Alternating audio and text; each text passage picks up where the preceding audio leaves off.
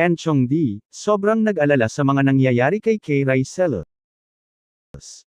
Matapos ini-announce ni Kiray sa kanyang Facebook page nitong Abril 24, 2026 sa Biyernes, na magkakababy na sila ng husband niyang si Stephen Estopia. Ani niya sa post, "Ikaw ang pinakamatamis na sagot sa lahat ng panalangin namin." Agad ding nag-post si Stephen na may video clip na may resulta ng ultrasound o sonography.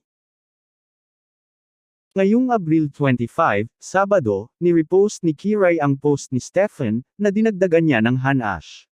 "Finally, our little miracle is here.